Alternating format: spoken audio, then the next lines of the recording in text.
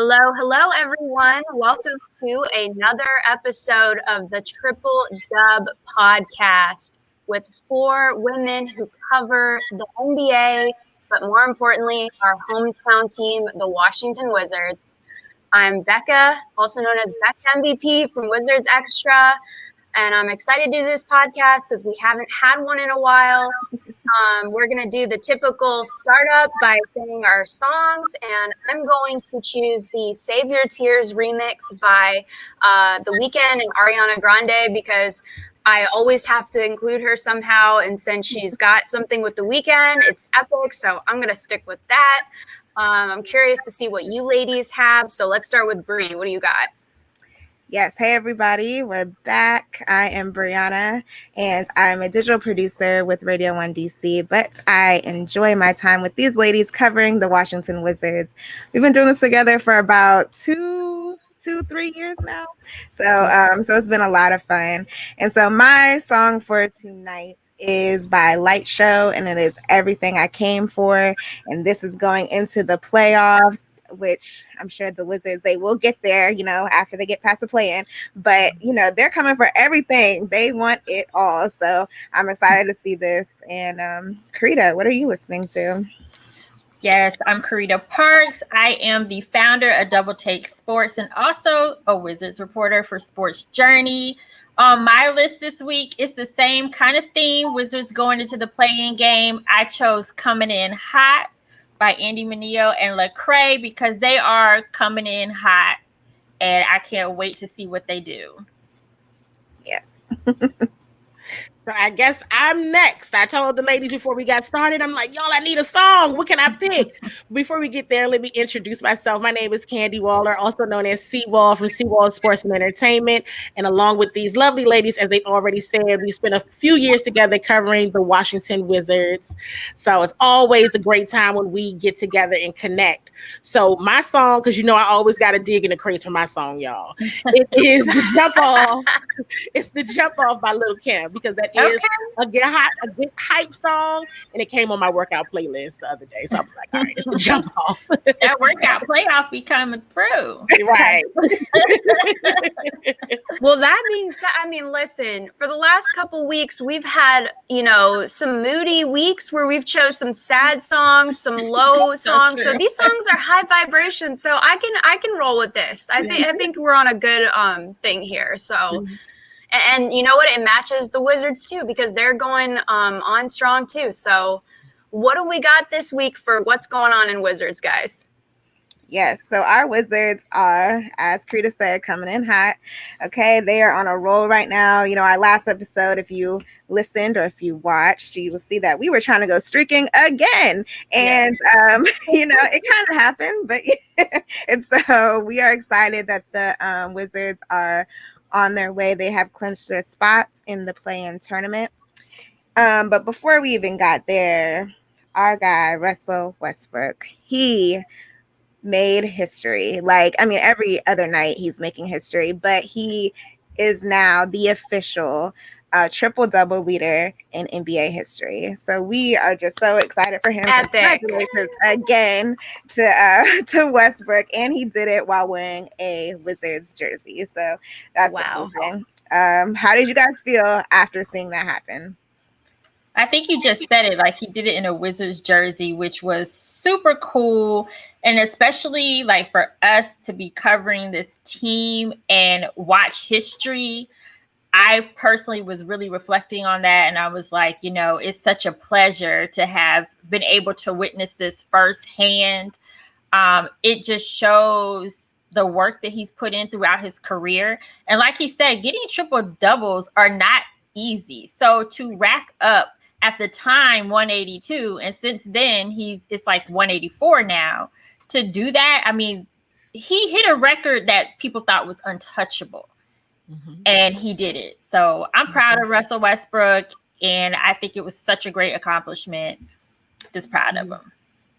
Yeah, I thought it was amazing. As we've all said, I actually watched that game with my dad, and so he, was saying he remembers, of course, throughout the years. Of course, he has watched Oscar Robertson play, and he just remembers all throughout the years that being a record, exactly what you said, Carita, that people thought was untouchable. Nobody's ever going to break that record. I mean, it was 47 years?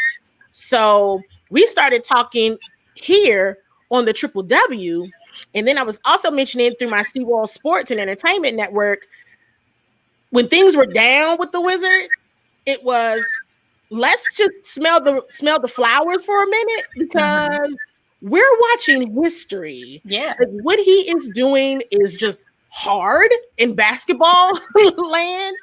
And I really think, and this is to Bree's point, in a Wizards jersey, like, no matter what else happens, let's just enjoy the fact that we're watching history right now. And I really, watching that with my dad, like I said, he was literally like, I can't believe he did. That's wow. So that was cool just seeing, his reaction to it. And of course, I was elated. So it's awesome. We're very proud, like you all said. Well, being a Wizards super fan, obviously, I was super excited about it just because seeing him in a Wizards uniform and just like making history and the crowd like cheering for him and stuff. Like I'm not going to lie, like I kind of got emotional because like we don't see stuff like that. We don't see records being broken like too often as people who cover the Wizards. So it was just, a true blessing. And like you guys said, players like him don't come around too often. He's a generational talent and we probably won't see someone like him for another 40, 50 years. So it was awesome to see him break that record, and he's going to keep going up until he can't anymore. And he's said that several times. He's like, I'm going to play until I can't anymore. So yes, they're gonna have to push him off the court. I'm pretty sure. To get him out of there. Okay, Russ, it's time. Okay, gotta go. Right, but like what Becca said, he did accomplish that record in Atlanta. So he was not in front of our home court, but he was still receiving the respect and the applause from the crowd. But it was great for him to come back to Capital One Arena and be able to receive the acknowledgement in front of the DC crowd. They're going to have to give him a new jersey because, like we said, he is now up to 184. We'll see what happens tonight because I'm sure that number is going to change again. So we're looking forward to that. So going into the next phase, we were happy to see that Brad did play on Sunday. Yes. But it was kind of bittersweet because you could definitely tell that he was struggling out there.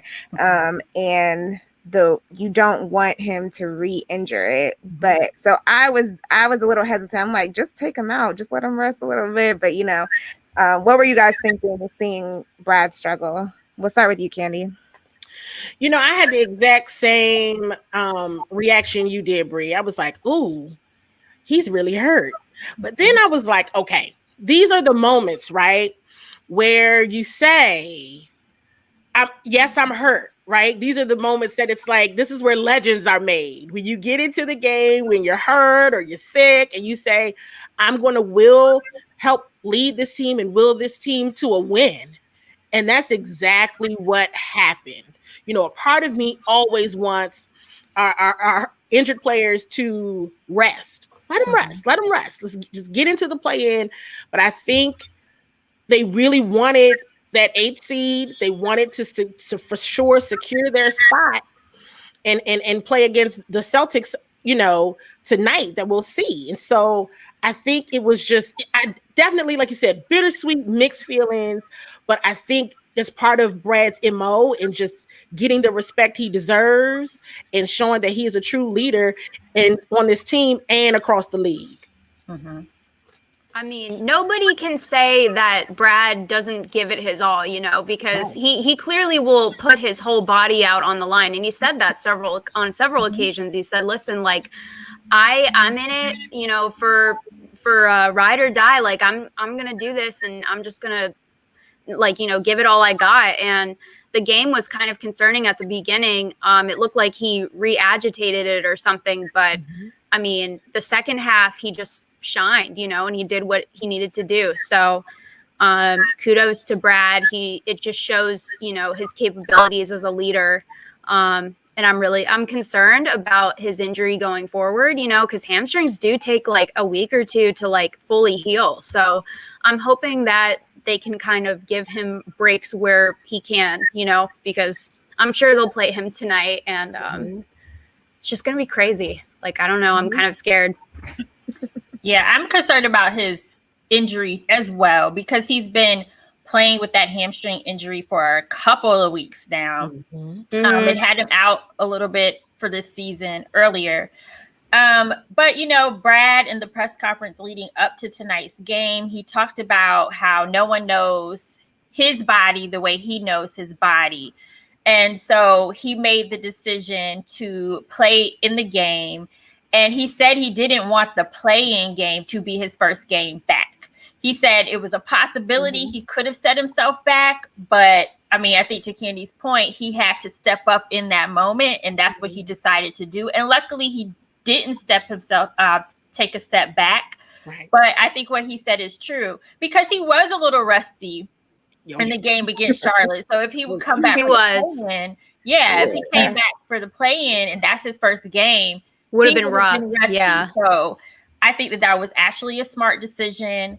I'm glad that his hamstring is okay, and I just hope it stays that way, because this team needs him in this moment. They need both Russell Westbrook and Bradley Beal on that floor, and I'm just glad that he is pushing through. Yes. Yeah, they're both a necessity for this. And if we're getting them here and to like lead them on for the rest of the season. So yes, we're praying that Brad continues to stay healthy and all of that. And so also going into, as Carita mentioned yesterday, when we were talking to some of the players during the press conference, Daniel Gafford spoke as well. And I really loved his answer about his mindset and about the team's mindset going into the play-in tournament. Let's hear what he had to say. Really just the mindset is just, just coming in and just taking care of business. Because, if, we prosper and whatnot in this first game, then, sky's the limit for us at this point, After we had lost that second game, this is about Russ. We had lost the second game in Atlanta. And he was just talking about how, I didn't make plans to go on a vacation or anything after the season because he wanted to play in the postseason. And Brad was agreeing because of just the simple fact that he wanted to do the same thing. I'm just thinking in my mind, kind of that sometimes is, the mentality of some people because, they're in this position, they're losing games. They're in a position they might not be in the play-in or maybe even in the playoffs. And just seeing that those guys have that mentality really just stood out to me because of how much they really love the game and how much they really want to play for more throughout their careers or things like that. So it really just stood out to me, kind of helped me build my mentality to where, where I wanted to play more and more, just in the postseason and stuff. So, yeah, I really like that he's saying, they're not even planning to take time off. It's go mode right now. We're going to keep pushing forward until, the only way we're going to get out is when they force us out. So I love that mindset. What did you guys think of that? And what do you think is going to happen with the play-in tournament with the Wizards? What are your predictions? Oh man, they are so unpredictable. How can they are unpredictable? How can we even make? I'm so scared to even jinx them because every time I say something, it backfires on me. But I really like that they didn't plan their vacations or anything like that because they're really focused. Their mind's not even there. It's like tunnel vision, and that's where they need to be. As far as the play-ins, I know that they will. They will get into the playoffs. It's just crazy to think about. I'm sorry. Because a couple years ago when the 8th seed was an actual clinching the playoffs and now it's a play-in thing, it's just astonishing to me. So, but I think they have a chance to get pretty far. It all depends on where they want to take it. And it sounds like they want to take it far. So. Yeah, they should want to take it far. And something I asked Coach Brooks the other night, the season has been so up and down. They've been through a lot. And so I asked him, what did you think is the turning point? And he mentioned mental toughness and how this team had to be mentally tough and come together as a brotherhood. And I really think that we're going to see that going forward in the playoffs. The Wizards are unpredictable and you just really never know, but they have been in so many situations and so many close games, so many crazy games that I think they are built for this moment at this point. And I think we're going to definitely see them fight because they know what is at stake. And something that Garrison Matthews said earlier this season, he said Russell Westbrook kind of shedded that soft mentality that they had. And I think we see that. We see them coming in harder and just having that, like, we can do this type of attitude. So I think it'll be very interesting. And Daniel Gafford was not on the team the last time the Wizards played the Celtics. So we didn't have the same rim protection. So hopefully he can slow down Jason Tatum. I think it's going to be a good game. And I hope to see the Wizards move forward. Yeah, absolutely. I agree. I think it's going to be a very competitive game. I'm so hyped for it internally. I know I'm not showing it. You may not hear it in my voice. It's because I'm trying to contain myself. But what I was thinking about while listening to all of you talk, you all remember, and you all help me remember, a few episodes back, we asked the question about, do they tank or do they keep fighting? And we all said they should keep fighting, finish the season strong. And we were mentioning exactly what you just said, Carita, about past press conferences, right? Where we've heard the players say, we're better than what the scoreboard says at the end. And you know, we believed them, and more importantly, they believed in themselves. And so that's what we're witnessing right now. I know everyone's kind of been talking about the exchange that the cameras caught between Russell Westbrook and Bradley Beal when that game ended, where it was a true, like, all right, like, we did this, did this, you did this, let's go. Let's keep going. And we're seeing that fighting mentality. I can't wait. I think the Wizards have an excellent chance of beating the Celtics tonight. Seriously, I really do. Yeah. Yes. And I think Brad had mentioned it also yesterday that the only players left since the last time that the Celtics and Wizards matched up are Brad and Marcus Smart on both of those two teams. So it's. I mean, listen, we got to punch the Celtics in the mouth. Like, that series was so triggering for me. Right. Like, this would, like, be a little bit redeemable. You know what I'm saying? Like, what a trauma. And it's one game, not one game only. Yeah. Oh my God, I'm gonna be shaking while I'm watching the TV tonight. Like, oh my God. Yeah, so make sure everybody tune in, listen, however you gotta watch it, put all your energy towards the Wizards. We want the Wizards to win. Good energy. Look, all the good energy. Good Break out the sage. Yeah, bring out that sage from Get your episode sage. Get your crystals. Get your meditation. There you go. Whatever you need to do, I need you to do it tonight. So Yes.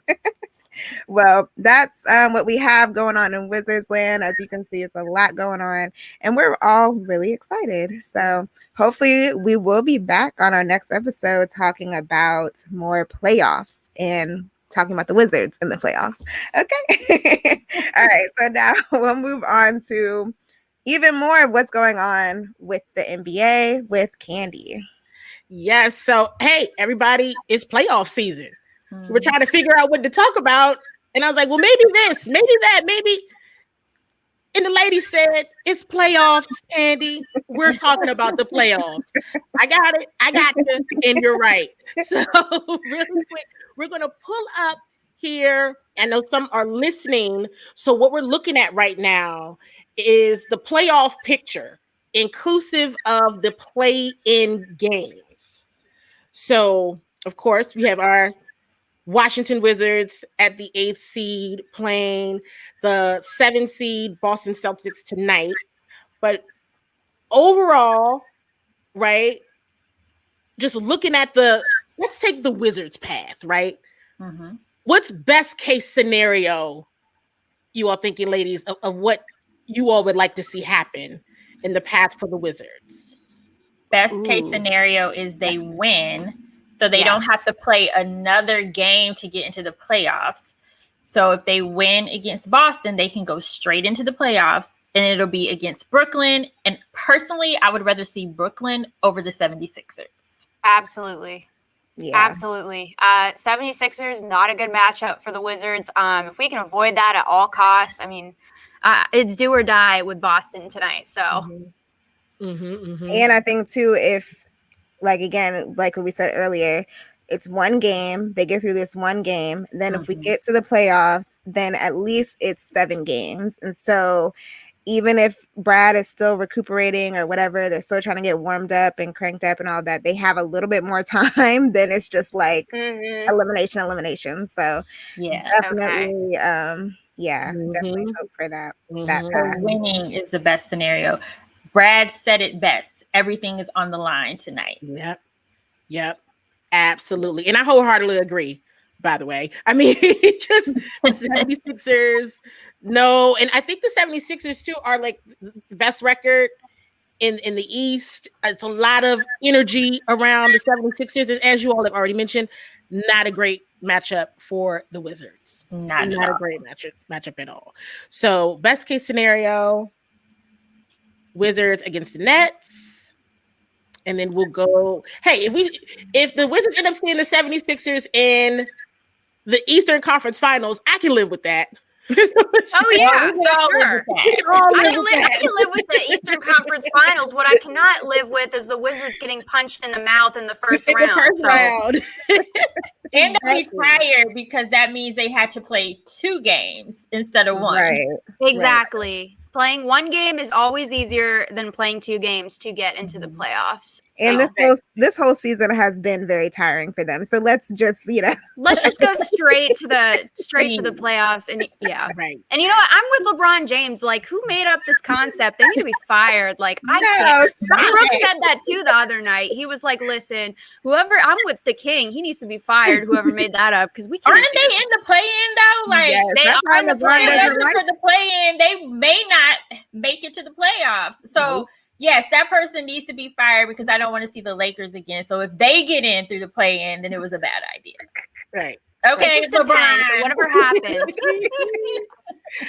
I think it was a good idea because, again, the whole point of it was to make sure that the end of the season wasn't just people sitting stars and just everybody's on the bench and and all that stuff. Oh, it's over. Who cares? Like on Sunday, we had 50 million games on Sunday. And so it was just like really cool just to see all those different teams play and all of that. So I don't know. We'll see what happens, but I like it. It makes things interesting as far as I'm concerned. And I think what the people who don't like it, I think what they're afraid of is that a team that comes in through the play-in tournament may give them a run for their money. Which could possibly happen because sometimes those teams are underdogs and they just start to click at the right time. So that's more of like what the it Wizards. Is. Like the Wizards. Exactly. Yes, but there's a lot of good matchups that are going to be in this play. Yeah, I think it'll be fun. It's gonna be good. It's gonna be stressful. Yeah, I think it's gonna be stressful for me. It's gonna be fun, but it's gonna be. I'm gonna be like very, very upset the whole time. Like, unless they're up by like 30 points, Well, listen, that was what we were going to talk about for the playoffs. Let's look at the playoff picture. Talk through the best case scenario for the Wizards. Everybody else, it's the Wizards, and then it's everybody else. So, it's the Wizards, everybody. Right. Best of luck to everybody that the Wizards don't have to play. Right. So I will turn it over now to Carita to go through our Women in Sports highlight. Yes. So for the women in sports this week, I decided to go with the amazing Doris Burke. We absolutely love her. And I'll just read a little bit of her profile. She's a Hall of Fame broadcaster and one of the leading national NBA commentators, having covered basketball for 3 decades. She became the first woman to serve as a game analyst for the NBA Finals when she provided commentary on ESPN Radio. And now with her position as a national NBA game analyst, that makes her the first woman to serve full-time in that capacity. So not only has she accomplished that, but she does such a great job with commentary. She's one of the women that I really admire in the business. And I just love a woman who knows what they're talking about and is respectful of themselves and just carries themselves with integrity. And she's fun too. I mean, she's fun. You can't take that away from her. Let's take a look at this other clip I have, because she was showing that she can still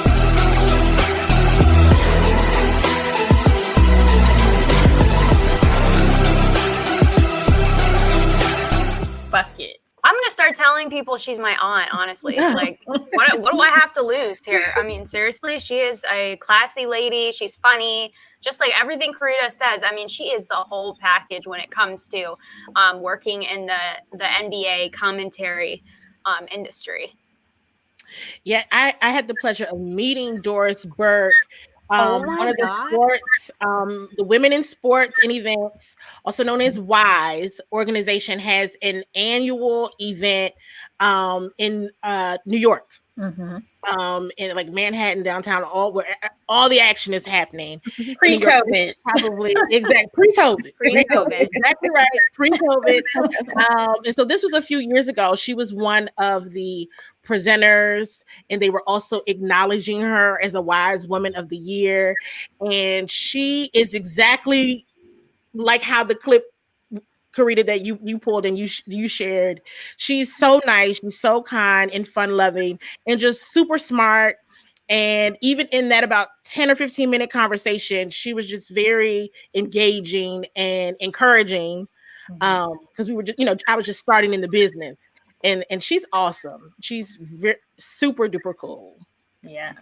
Yeah, and she's one of those people, again, who not only has the respect of her coworkers, not only of ESPN, but of the players, of the referees, of staff, of everybody. I mean, we saw Drake wearing a whole sweatshirt with her whole face on it. So you got Drake wearing clothes of you. I mean, that's when you know you're serious, because Drake doesn't just put anyone on his clothes. He puts that owl, that OVO stuff, whatever. But he puts Doris Burke. Okay.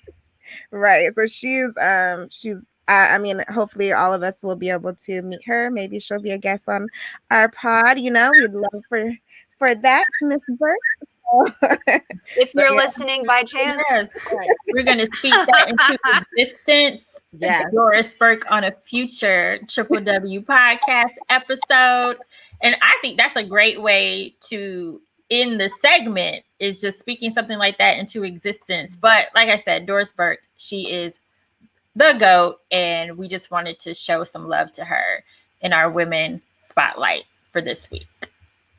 I mean, listen, crazier things have happened. We didn't know Russell Westbrook, the Hall of Famer, was going to be on the Wizards. Why not? Like he says, why not? Why not Doris Burke on the Triple Dub show? Yes. That being said, I can't believe we finished another episode, ladies. So got our fingers crossed for tonight. And next week, hopefully, we'll still have some good stuff to talk about. But I think that's a wrap. Other than that, you can follow us on our social medias. If you don't by now, then I can't help you. It's been a long season. And follow us on Instagram, follow us on Twitter, subscribe to our Spotify. I mean, we're everywhere now. We're adjusted to the podcast game. So follow us on Twitter, Triple Dub Pod, not Dub, W Pod, if you want to spell it out. Other than that, I guess that's a wrap, ladies. Yes. Thank you guys. Another great show. Until next time.